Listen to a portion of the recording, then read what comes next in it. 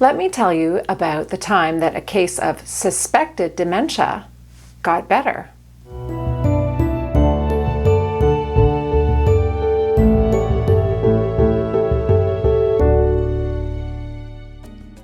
So let me tell you about Irma, and she came to see me along with her daughter and her son-in-law.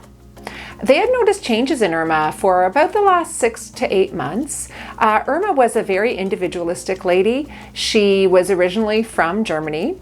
She had been widowed for about 10 years, but she had always followed a fairly healthy lifestyle. She cooked and even grew some of her own food. She was very physically active, and she did take a lot of vitamins. But they had really noticed over the last 6 months that Irma wasn't herself at all.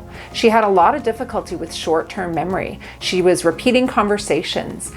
They had noticed that her phone had actually been cut off because she had forgotten to pay the bill for several months. And they really wondered what was going on. So when we saw her in the office, it looked a lot like dementia, like Alzheimer's or another cause of dementia. But before we make that diagnosis, we always want to make sure that there isn't something else going on that could account for the symptoms.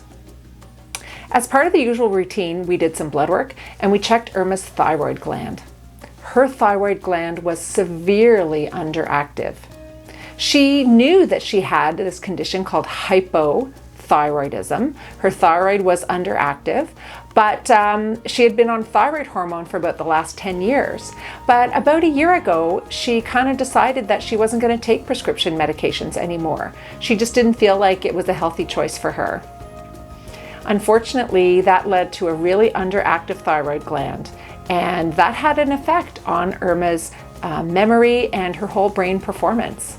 Along with that, she just wasn't feeling very well. She was very tired and lethargic.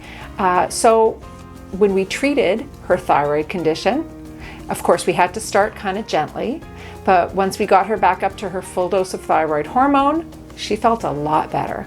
She was practically back to where she was before. So Irma's case was kind of a good reminder to me that we always need to make sure there isn't something else going on in the body that could account for the symptoms that look a lot like dementia. In Canada, there are some guidelines for the diagnosis and treatment of dementia, and they kind of recommend some routine tests that we do to make sure that there isn't one of these other causes.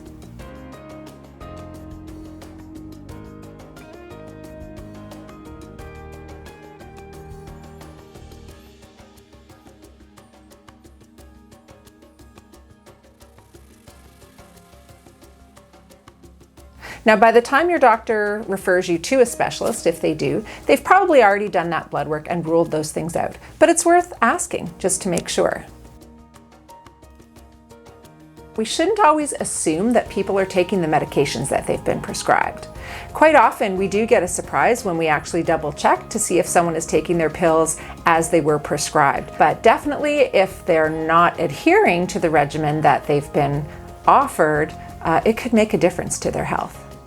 Thanks for watching.